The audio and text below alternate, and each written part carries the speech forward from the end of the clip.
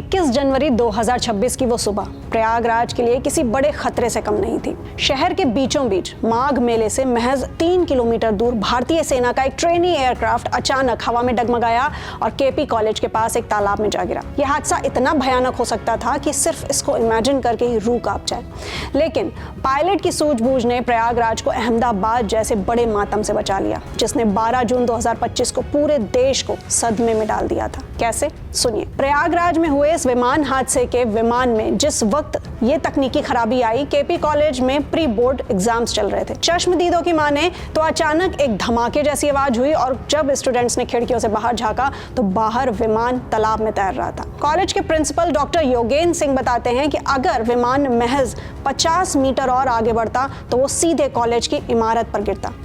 Students के जहन में पिछले साल हुए अहमदाबाद के एयर इंडिया हादसे की तस्वीरें ताजा हो गईं, जहां विमान मेडिकल कॉलेज पर गिरा था और कई मासूमों की जान गई थी।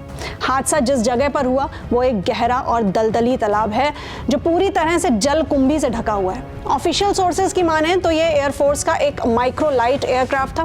क्रैश होने से ठीक पहले विमान में सवार 3 लोग पैराशूट से कूद गए। वो सीधे तालाब के दलदल में जाकर गिरे।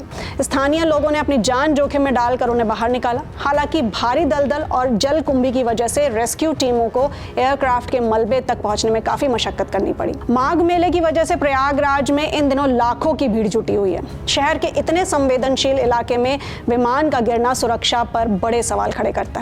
वायुसेना और स्थानीय पुलिस पर अब सख्ती से इस हादसे के कारणों की जांच की जा रही है।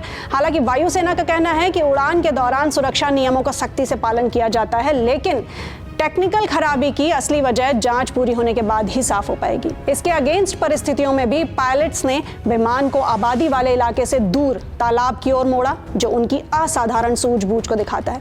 यह हादसा हमें याद दिलाता है कि सुरक्षा और सतर्कता कितनी जरूरी है। ऐसे में क्या आपको लगता है कि रिहायशी इलाकों के ऊपर से ट्रेनिंग फ्लाइट्स के रूट को और ज्यादा लिमिटेड किया जाना चाहिए? अपनी राय नीचे कॉमेंट सेक्शन में हमें जरूर शेयर करें और साथ ही साथ ऐसे ही इंफॉर्मेटिव वीडियोज के लिए सब्सक्राइब करें आई नेक्स्ट लाइव को।